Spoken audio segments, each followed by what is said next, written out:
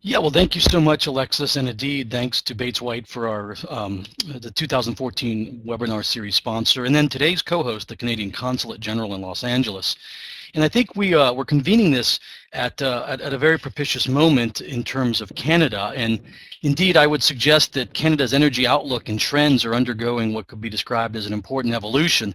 I think most of us online today are well aware that Canada is the US's #1 supplier of foreign oil, but I think it's also better to understand the role Canada plays in terms of the global energy matrix, particularly in terms of natural gas. It is the globe's third largest exporter of natural gas.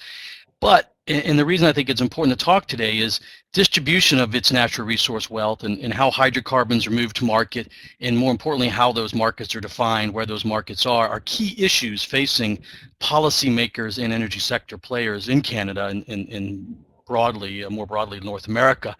And perhaps nowhere is that more critical than when we start to talk and look at the oil sands. So we are indeed pleased to have Peter McConaughey from Suncor, one of the primary players in Canada in the oil sands. And Peter is the Senior Specialist of Sustainability Issues Management at Suncor Issues. And I love in his bio, it says, in this current position, Peter's role is to, quote, look over the horizon to identify future issues for Suncor and the oil sands industry.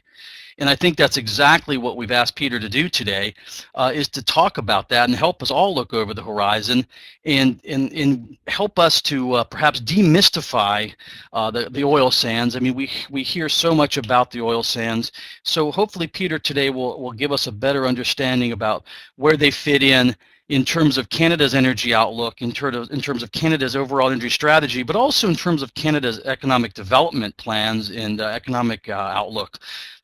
Peter, I really want to thank you. I want to thank the Canadian Consulate General in LA for supporting this. I think this is going to be interesting. So without further ado, I'm going to turn it over to you, and we'll open it up to Q&A after your formal presentation. So thanks again, Peter. Over to you. Okay, well, perfect. Thank you, Jeremy, and thank you, Alexis. And I guess I should thank the Canadian Consulate Office as a taxpayer. I appreciate their support. Yeah, so today we're just going to talk, I'm just going to walk people through a presentation. If you have questions, please put your hand up right away, or whatever the virtual way of doing that is.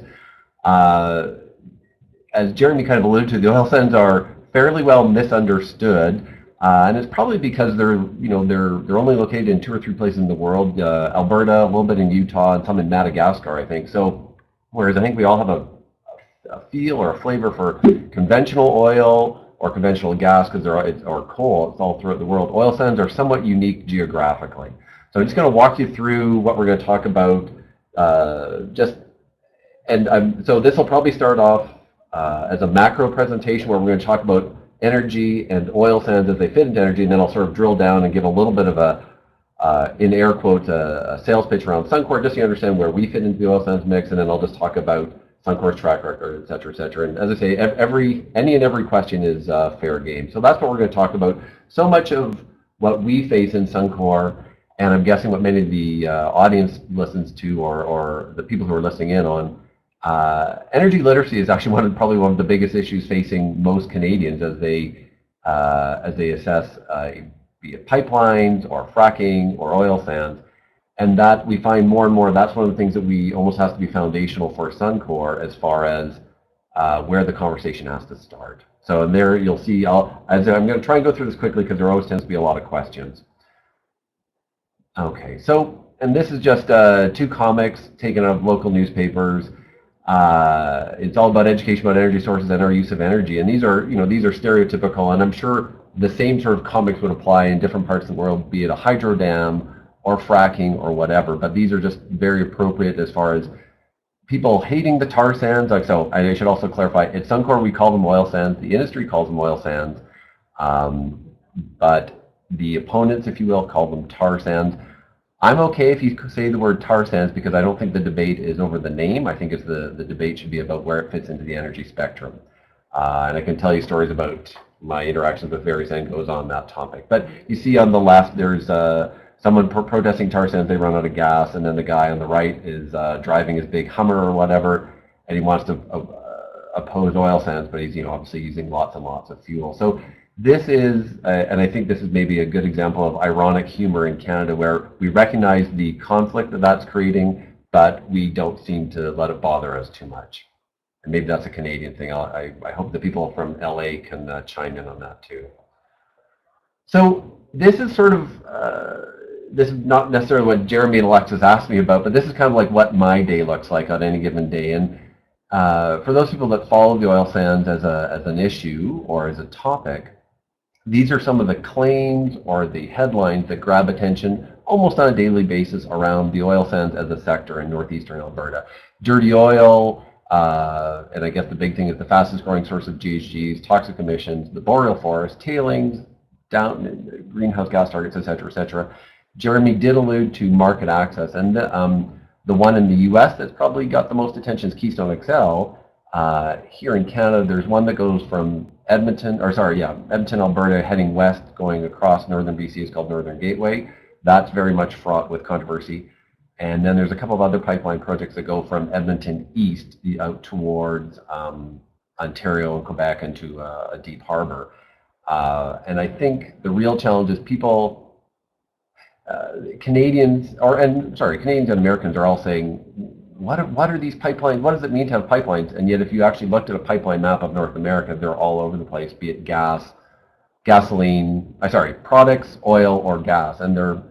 And this goes back to our energy literacy comment, where there are pipelines everywhere in North America. They are probably the safest mode of transportation, but most people don't know about them. Why? Because they're intentionally buried and they're invisible. So the other thing that's safe to say is in North America, we have pretty high quality energy. So, we don't run out of gasoline very often, or we don't run out of, the lights don't go off at our house or our office very often. So when things are always there, we take them for granted.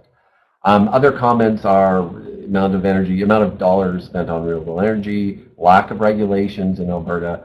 Probably the most recent furor was Canadian Neil Young, who lives near San Francisco, did a tour across the country, and that really ruffled feathers depending on which side of the debate you're on.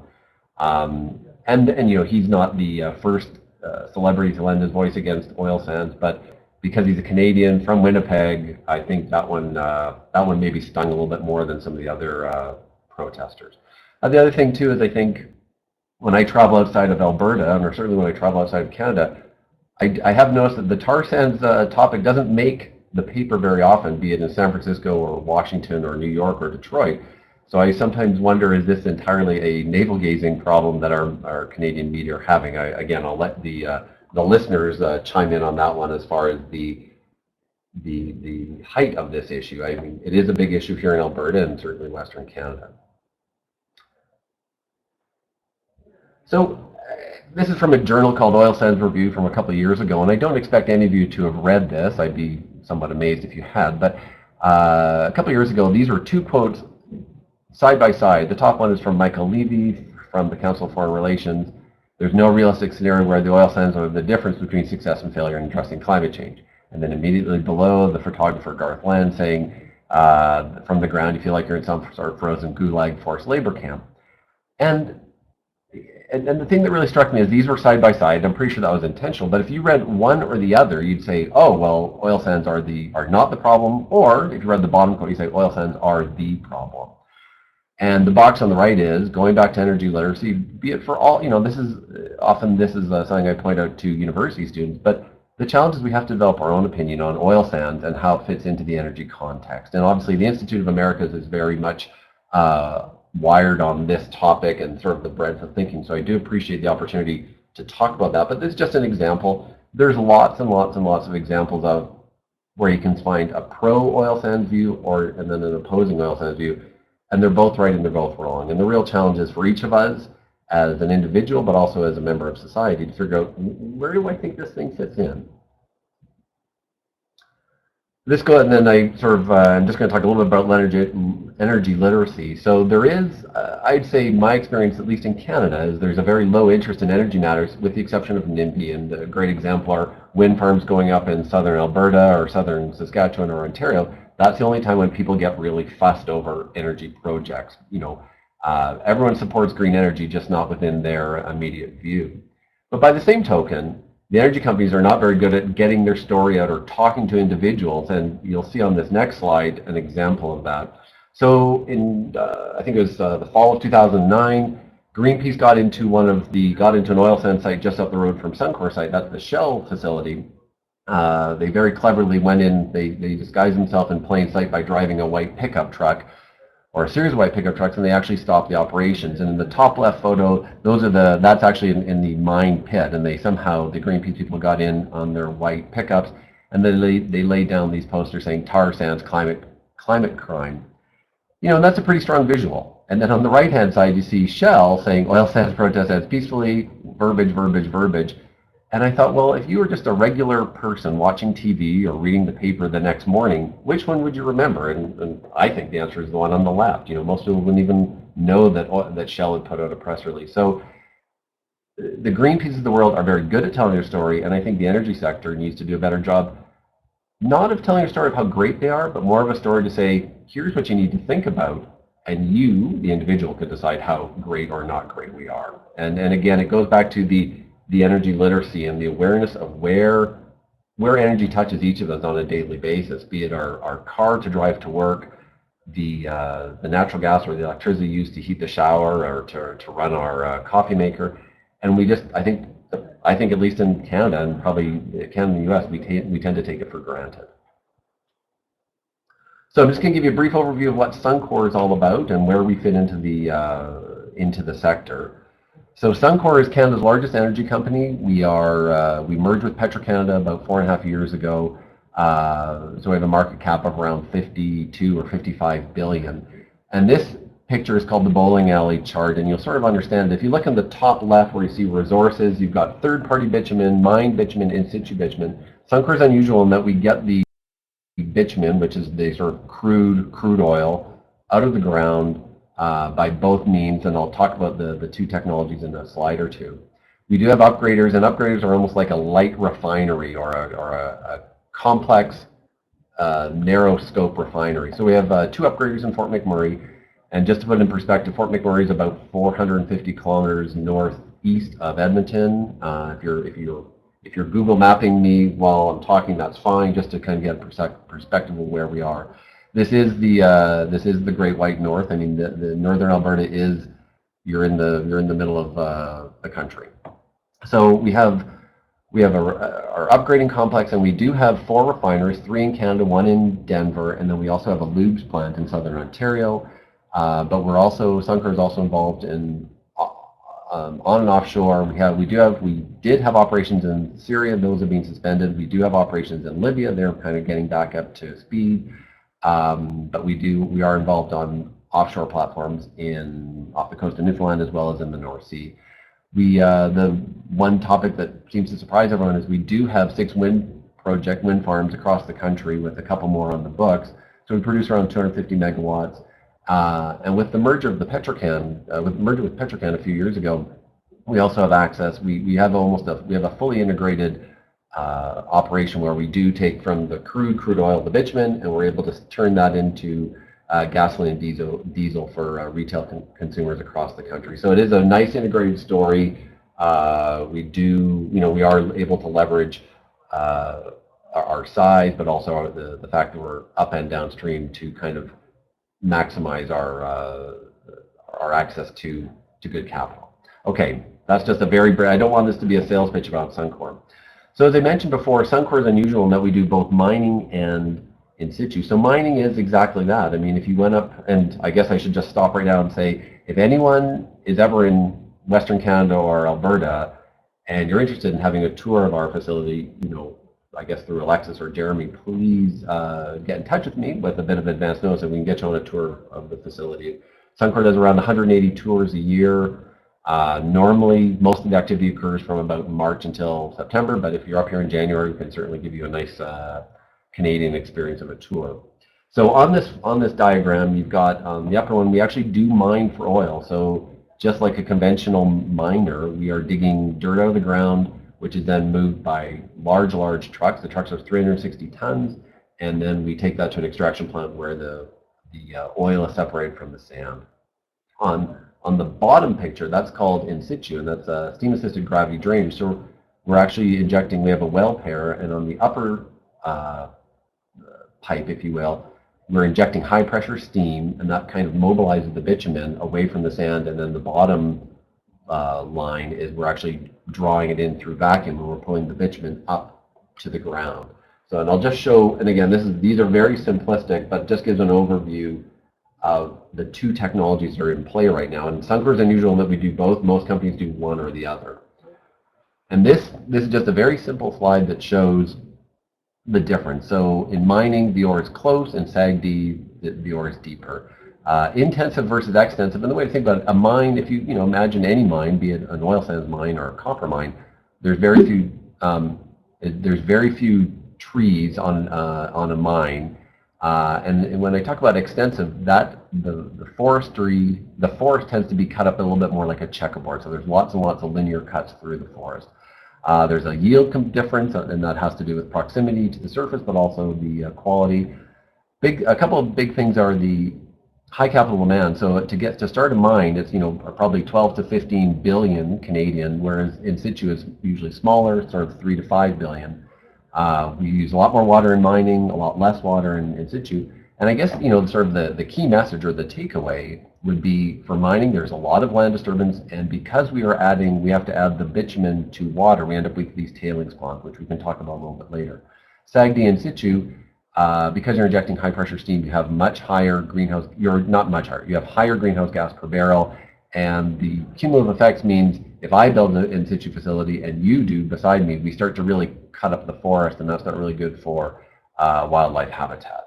I'm just going to stop right. Is there any questions, comments? I mean, I know, Alexis, you're kind of running interference, but I'm just, by all means, people ask a quick question if need be. I'm going to keep moving, but I'll happily answer anything. So this just shows where we are today. I'll just click the next slide. So today we're at, oops, sorry, beg your pardon. Where we are right now, the oil sands sector puts out about 1.8 million barrels, per day. It's roughly split between mining and in situ, but as you see on this chart, the green wedge is growing and growing. Most of the mines have already been spoken for, and the forecast, I think, is 2.3 million barrels a day by 2020, and obviously higher and higher. And if you remember on the previous slide, I talked about in situ has a higher greenhouse gas emission profile per barrel. So what that means is, we are already a concern, and as in situ grows and grows, the climate change impact of the oil sands sector is just going to grow and grow. So I'm just going to take you to the next one. So now, and again, I'm hoping the people in LA that the consulate are smiling. So just a bit of industry data. We're number one in hockey. We're number one in curling. That's a new one. We're number one in maple syrup, and then either, I'm not sure if I'm embarrassed or pleased, but according to the CIA handbook, Canada is the number one in donut shops per capita. So if you're up here, I guess I know what we're going for breakfast.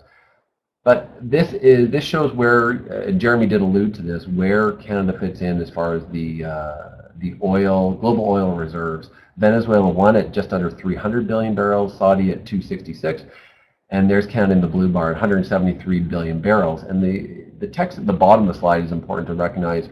The actual size of the resource is somewhere between 1.7 and 2.5 trillion barrels. The 2P only accounts for about 10% of the entire resource. So as we develop new technology to get the, for the deeper oil or the wetter oil, i.e. trained with water, I expect the blue bar to grow over time. But there is a lot of technology development required, and with that there'll be some probably higher costs. So that's something we really need to reconcile as a sector.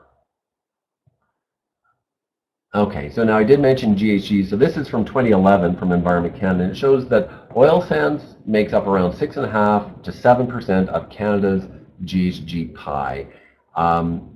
And it is, I think that's a concern, but as I always say to everybody, if you're going to go on a diet, you wouldn't, obviously there's a lot of people who say shut down the tar sands, but I always say, well, if you're going to go on a diet, you wouldn't just give up one thing that makes up 6% of your diet. You try and reduce the pie in all directions, be it manufacturing, transportation, residential, et cetera, et cetera. So there's not just one silver bullet. Again, if you remember what Michael Levy said from CFR, oil sands are not the difference between winning and losing in climate change. The important thing to recognize, and I'm assuming most people know this, but I'll just say it briefly anyways, when you have a barrel of oil and then you ultimately burn it as gasoline in your car or burn it as diesel in your car, about 75 to 80% of the emission combustions occur in the vehicle. So although Suncor and the oil sector make a lot of emissions, the real producer is, it kind of falls to the individual. And I think I've always sort of maintained the reason that the oil companies are the target, there's only about 20 or 25 of us up in Fort McMurray, where there's probably 18 million drivers in Canada, and obviously, probably 260 million drivers in the US. So we're a much smaller number and a much easier target than getting people to change their driving behaviors. But this goes back to the energy literacy comment, as far as people don't know that they're driving. People don't sort of make a connection between their individual behavior of driving and the effects on climate change. And again, this is just the same sort of data presented with respect to a global context. Over on the left-hand slice, that just shows the Canadian pie item by item. And you just sort of see again where the big emitters are, where the global emissions are coming. US 22%, China 20%, Europe 17%, et cetera, et cetera. So there's no one, even if you imagine getting rid of this very, very tiny little blue sliver, which is about 0.15% of global emissions, that's, although it may make some people really happy, that's not going to make the difference between climate change or no climate change. And that's probably not going to make much of a difference on the atmospheric CO2 concentrations. So, and I just shared this one. This is what we call the bubble chart, produced by Natural Resources Canada from 2007. And I mentioned this, later on I'll talk about sort of my interactions with some of the environmental groups, but when I presented this to Greenpeace and NRDC last July, they hated this because the blue dots are oil sands emissions, which are around 40 megatons a year-ish. The yellow ones are about 100 megatons, that's Canadian coal-fired electricity, and the red circles are US coal-fired electricity. And the distinction is, the thing they didn't like was the blue is oil sands production, whereas the yellow and the red are fossil fuel consumption to produce something. And I said, yeah, they're different parts of the value chain, but the atmosphere doesn't really care where the emissions come from, right? I mean, these are still big, big numbers. So the red circles at the time in 2007 were around 2.1 to 2.3 billion tons. I'm pretty sure the American bubble chart would be smaller now, but it would have a regional difference. And I'm sure most of you know this, but this is just sort of talking about energy systems transitions, switching from oil to non-oil products. We have to accept the fact that these things historically take time. Typically an energy system transition from horsepower to train power, or from kerosene oil to natural gas, where takes somewhere between 40 and 75 years. And these are just a couple of examples. The solar plane flies to Madrid, the US Navy moves ahead on biofuel plants. Even though they've proven that they work, it doesn't mean we're going to have we're only going to be flying solar planes the next day. And this, again, this is actually probably one of the most controversial areas when you say it's going to take a lot of time to switch away from one energy system to another. People don't like that, but it is, there's a good historical data to support that. Okay, and then I'm just going to talk briefly about Suncor. I'm just looking at the time. These are just comments from our respective CEOs over the years. And I just want to show one comment. Okay, well, sorry, okay, I'm not going to go back, but the previous slide showed Rick George saying, and others, our long-standing willingness to talk to various peoples. And this is really my wall of fame. These are people that I've personally taken on tour. The top right corner, these are American think tanks. They all came up one day and we had a really lively debate over energy and oil sands. On the left-hand side, those are some coastal First Nations who are very concerned about the pipeline going across British Columbia. And then the bottom right corner is really a bunch of logos I hope most of you recognize: Greenpeace, Forest Ethics, Pembina Series, NRDC, et cetera, et cetera. So I've actually taken these people personally. Most of the people are being very respectful, not all, but they're there to understand. But I also recognize some of these people come up, take the photos of themselves beside the mine truck, and then they post it on their blog the next day saying how evil we are. So unfortunately, that's part of the game, but it does allow us to kind of understand what each group is thinking and what they think is most important and perhaps what they think is less important. So there's a bit of intel gathering, and to Jeremy's comment over looking over the horizon, this is one of the ways that I'm able to at least see the horizon, if not look beyond. One of Suncor's key values is sustainability. And why do we bother with sustainability? It's a great way of risk management, reducing our expenses and waste. It does help us identify future trends. And it is a great perspective, a great context for us to sort of make decisions with respect to environment, community, and economics. I'm in the home stretch, so I encourage each of you to go to the Suncor.com website, and we are the one thing that Suncor, it's very non-Canadian, it's very un-Canadian of me to brag, but we're very, very good at reporting, and we do think reporting is the best way to tell people what we're about, what we're going to be about, and encourage people to dig a little deeper. Probably the thing I'm most proud of within the SD report and Suncor's track record is we have created public goals, and water, land, energy efficiency, and air, and we're creating a new batch of goals to come out probably by the end of this year on the same areas. We're going to have a social goal. We'll actually have a specific GHG goal. And the key thing there is it encouraged our CEO, so he might talk about earnings per share in one breath, and then the next thing he's going to talk about our water use. So it really brought a forefront to our environmental performance and how we actually do operationally.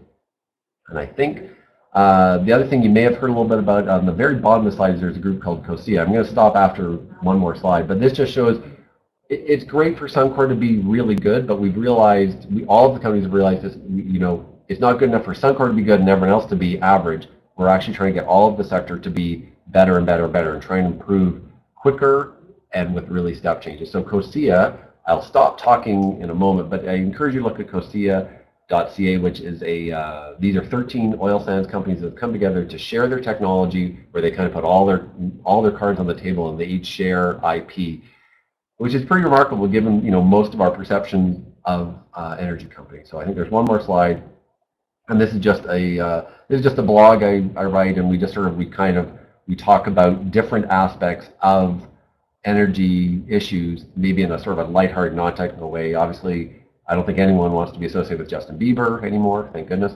And then on the bottom right, that's what an executive director of one of the local NGOs, and we said, we're going to give you some voice. So the next slide, I think, is COSIA, but I'm going to stop there just to be respectful of your time, and I'm going to, I guess I'll turn over to Jeremy or Alexis. And there are some COSIA slides. I'll send this PDF to Alexis, and she can distribute it to whomever.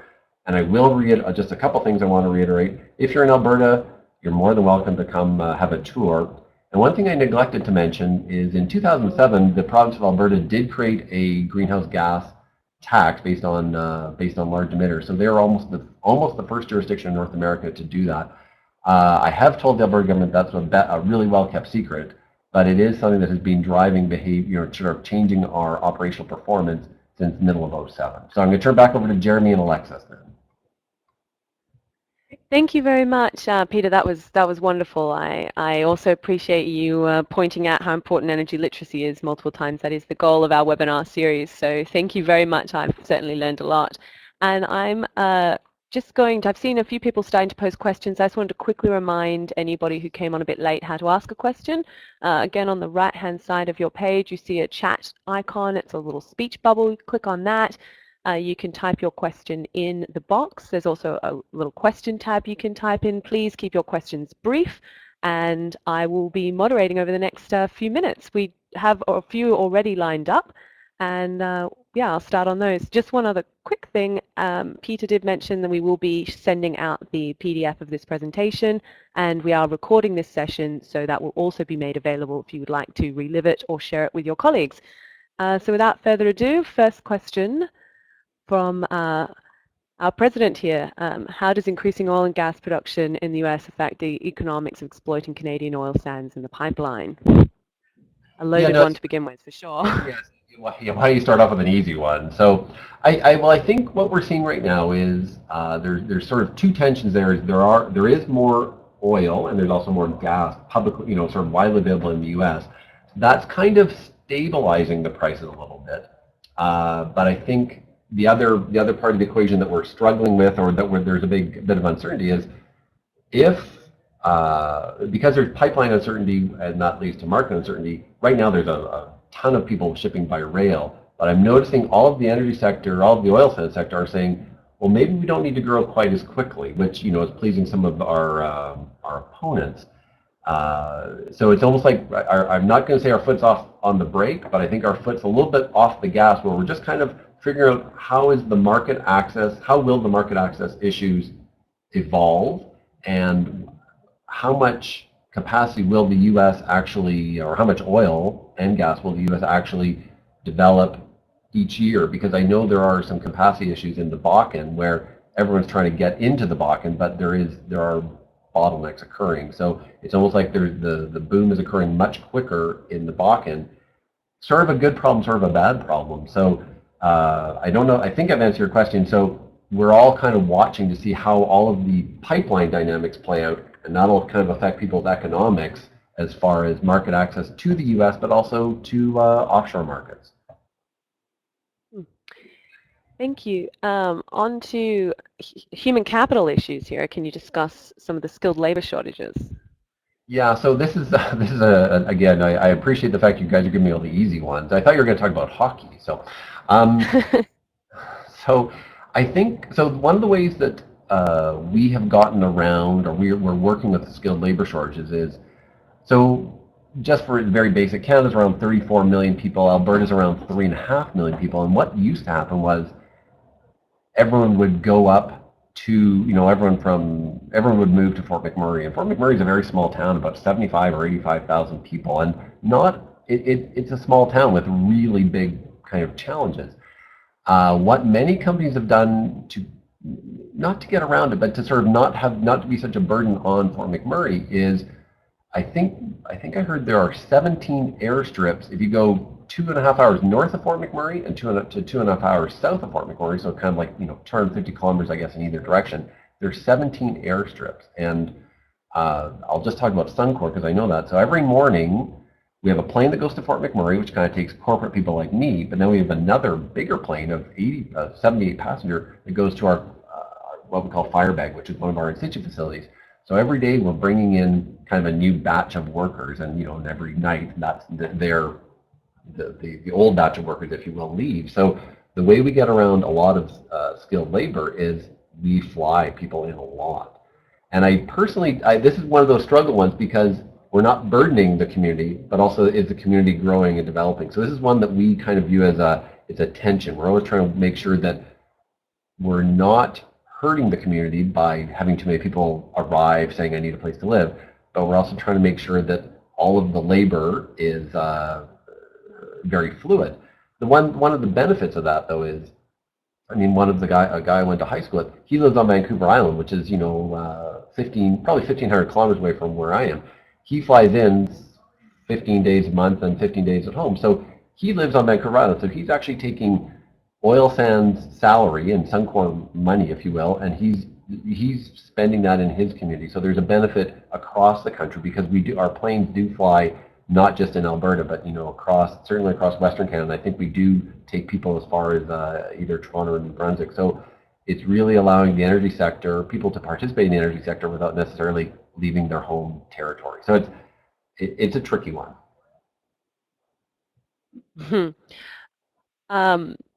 A lot more easy questions to come, Peter, I promise. Here's another one about Alberta joining Quebec and Canada in joint auction of carbon. Oh, here, you'll have to respond to that one. Okay, so I'm just going to, what I read is, what are the chances and what is needed for Alberta to join Quebec and Canada joint auction of carbon, and those are emission credits, presumably, ERC? So as I mentioned just at the very tail end of my talk, Alberta already has its own emissions regs. It's called SEGER, SGER.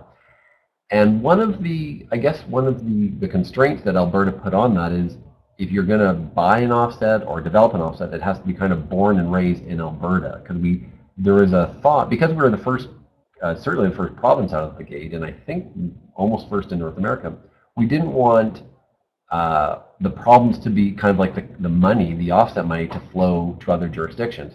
But the nice thing about the Alberta regs is that you can buy your way, you can put money into what's colloquially called the tech fund at $15 a ton, and that money is held separately from the government coffers, and it's the CCEMC, I think it's called. They actually, they're the tech fund. So you could actually put money in, and then the following year say, I want to build, and this is hypothetical, I want to build a carbon capture and storage facility. The tech fund would probably have money to support that. So it's really divided, it's designed to promote assessment, development, and implementation of new technologies that will drive to a lower carbon intensity. So what are the chances one's needed?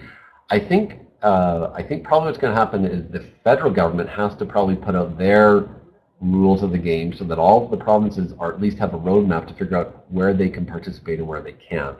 I do see if Canada put out a joint or a true federal set of regs, there would probably have to be, to make it federal and make it work properly, you probably have to have rules for each jurisdiction to share with each other or to at least participate in each other's offsetting, I think. So it's a really good question, but I won't answer the question with what the chances are, but I think I say stay tuned. Thank you. On to some environmental questions comparing the oil sands to fracking. What's the environmental impact difference? I don't know if you can answer that one. Yeah, no, I mean, and I think this is, I'm looking at my clock, I've got 17 minutes, and I'll try not to spend 17 minutes on this question. So appreciate it. I think, I mean, as I understand fracking, and Suncor does have fracking leases, but we're not active. It's in the northeastern BC.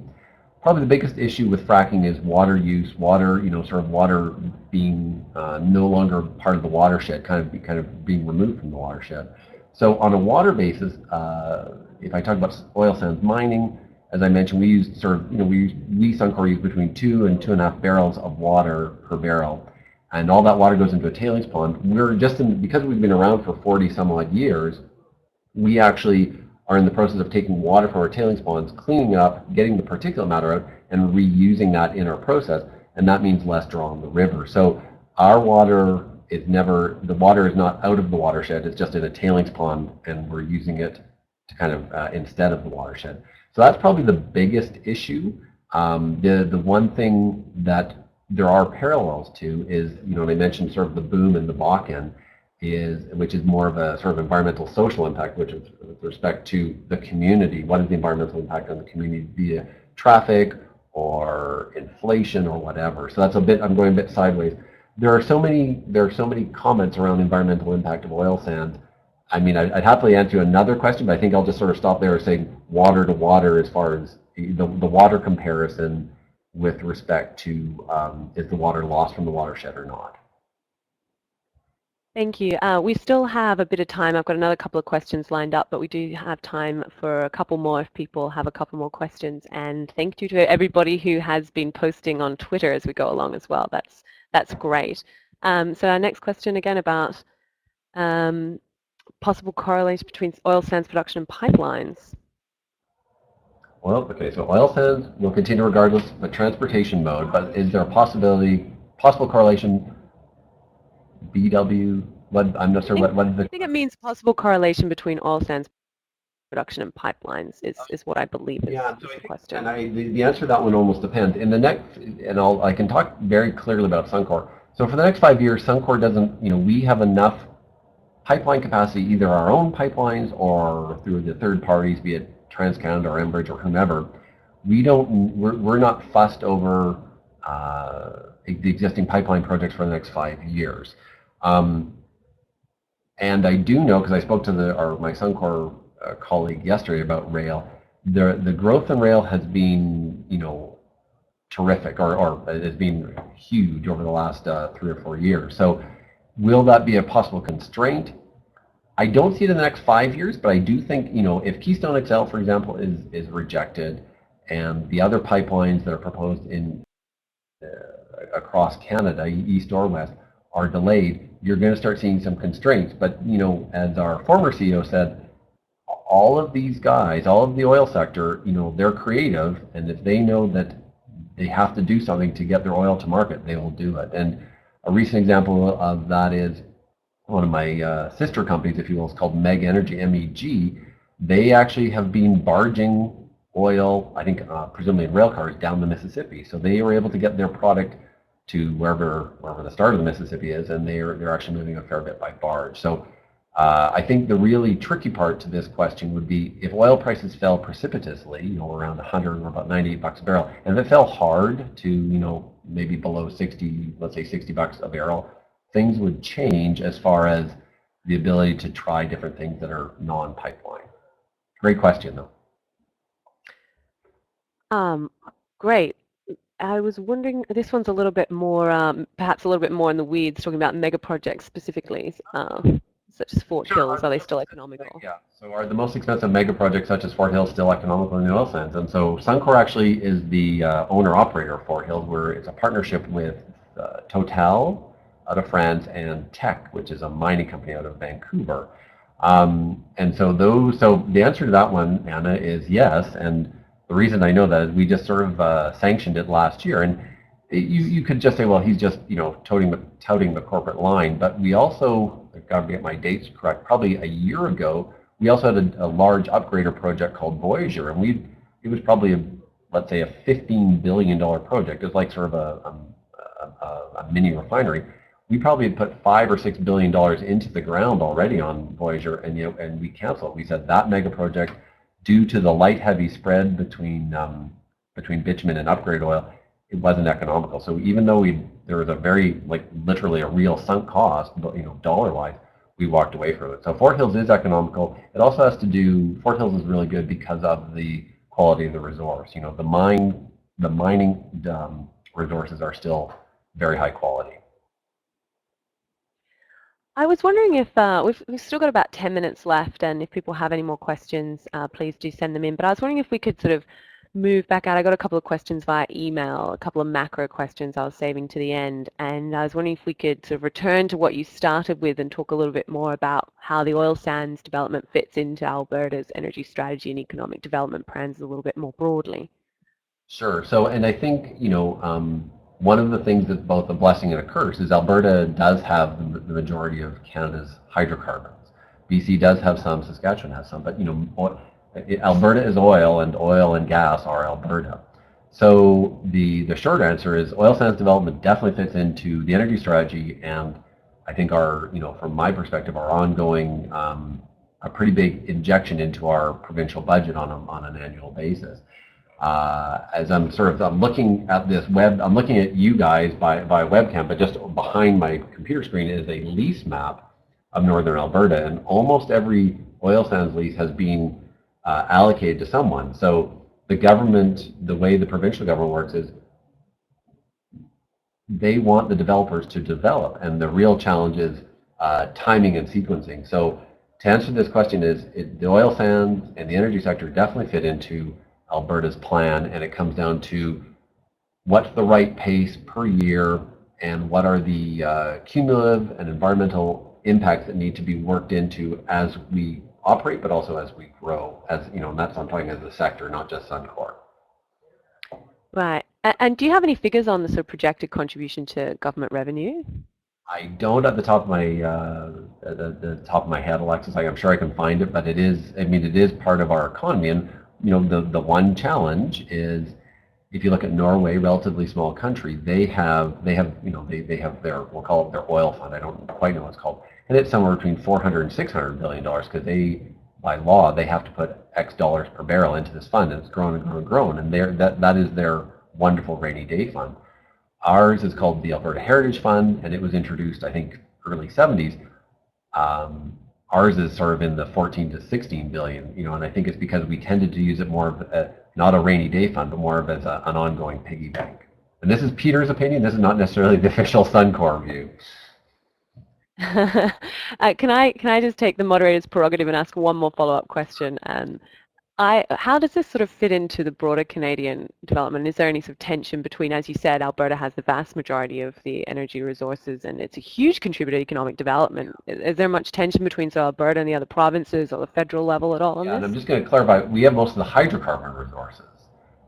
Canada's actually, right. Canada's actually, and I'm not sure, who makes up the audience, but Canada's actually we're blessed, right? I mean, if you look at BC and Quebec, we have fabulous hydropower, and that's due to topography.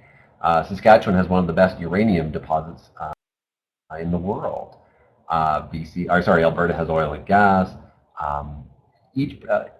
Actually, Manitoba has a lot of peat, oddly enough, which can be an energy source if people choose it. So the challenge is each of the provinces think their energy source is the best one.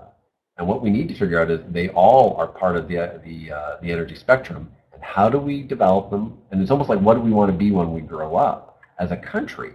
And one of the challenges, you know, and I mentioned my friend who works in Fort McMurray but lives on Vancouver Island, you want it so that everyone in Canada feels both an environmental impact, i.e. environmental benefit, but also sort of some sense of ownership over whatever resource we're talking about, be it the hydropower in Quebec or BC, but also the oil and gas development in Alberta.